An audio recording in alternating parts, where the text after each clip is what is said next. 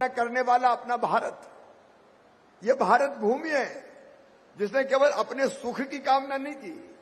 सर्वे भवन्तु सुखिना, सर्वे सन्तु निरामया, सर्वे भद्राणि पश्यन्तु मां कश्चित् दुर्भाग भवेत्।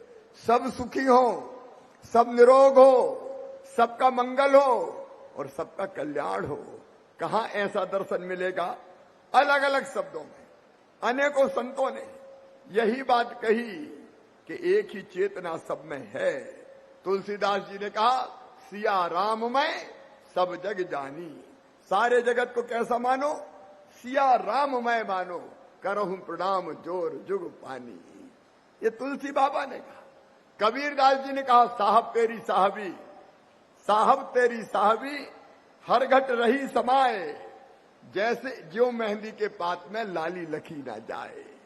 कबीरा कुआं एक है, पानी भरे अनेक, बर्तन में ही भेद है, पानी में सब एक। कितने संतों ने ये कहा। और वही अद्वैत का विचार, एक ही चेतना सब में है, वो मनुष्य मात्र में है। तो हम एक दूसरे के दुश्मन कैसे हो सकते हैं?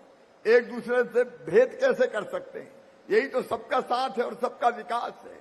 और वही चेतना केवल मनुष्य मात्र में नहीं है, पशुओं में भी वही चेतना है। इसलिए उनको भी आत्मभाव से देखो। आप देखिए, हमारे यहाँ 10 अवतार हुए, 10 अवतार, उनमें से 3 अवतार पशु के रूप में ही हुए, 12 मत्स्य और कूर्म अवतार, और 14 नरसिंह अवतार, आधे मनुष्य और आधे पशुओं के रूप में, आधे पशु के रूप में। इसका संकेत क्या है? इसके पीछे भाव क्या है? हमारे जितने देवता हैं उनके वाहन आप देख लीजिए। भोले शंकर, औगरदानी, फक्कड़ बाबा, भगवान शिव नंदी पे विराजते हैं। अगर भगवान विष्णु को आप पुकारो आर्त भाव से तो गरुड़ पे बैठ के वो आपकी रक्षा करने आते हैं। नर्मदा मैया मगर की सवारी करती है तो लक्ष्मी जी उलूक पे विराजती है। गणेश सब चल रहा है, गणेश जी का वाहन मूसक है। इसका भाव क्या है? पशुओं को भी आत्मभाव से देखो, सब में वही है, केवल पशुओं में नहीं। पशु हो, जीव जंतु हो, पेड़ पौधे हो, नदियों पर्वत पहाड़ों में, ग्रह नक्षत्र तारों में, केवल उसी की सत्ता है। एक वही तो है। और हमारे यहां का सर्वम खलविदम ब्रह्म, सब जगह जो जड़ और चेतन है वो ब्रह्म ही है। आप कल्पना करके देखिए, ये भाव अगर सबके मन में आ जाए तो कहां फिर युद्ध बचेंगे? युद्ध नहीं शांति, संघर्ष नहीं समन्वय, घृणा नहीं प्रेम।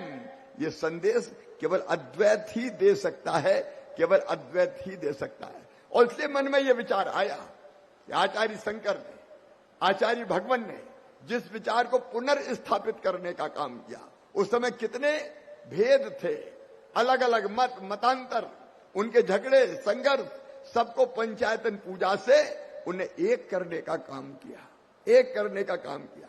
और मैं अंतरात्मा से मानता हूं, अंतरात्मा से, कि भौतिकता की अग्नि में दग्ध विश्व मानवता को शाश्वत शांति के पद का दिग्दर्शन कोई कराएगा तो ये अद्वैत दर्शन ही कराएगा, अद्वैत वेदांत ही कराएगा। और कोई दूसरा मार्ग दुनिया के पास नहीं है, और कोई दूसरा मार्ग दुनिया के पास नहीं है। और इसलिए मन में यह विचार आया कि आचार्य भगवान, जिनके कारण आज भारत है, जिनके कारण आज सनातन है, उन आचार्य भगवान की प्रतिमा, जब हम ओमकारेश्वर आए उस समय तो छोटी प्रतिमा थी, तब मन में आया कि एक विशाल मूर्ति आचार्य भगवान की यहां स्थापित की जानी चाहिए। और उसमें जो बात आई कि आचार्य शंकर की जो मूर्ति होगी उसका नाम क्या हो, तो एकात्मता की मूर्ति, स्टैच्यू ऑफ वननेस, पूरे भारत को और पूरी दुनिया को जो एकात्मता का संदेश देगी।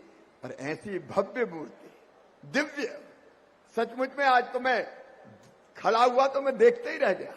ऐसा लग रहा था जैसे आचार्य भगवान एक टक देख रहे हो और सब पर आशीर्वाद की वर्षा कर रहे हो, सब पर आशीर्वाद की वर्षा कर रहे हो। यह अद्भुत केंद्र बनेगा संतों की कृपा से, आचार्य भगवान की इच्छा से। यह अद्भुत केंद्र बनेगा एकात्मता की मूर्ति स्थापित हो गई है। इसके बाद अद्वैत लोक का हमने भूमि पूजन कर दिया है। मेरे मन में यह भाव था कि आने वाली पीढ़ियां अद्वैत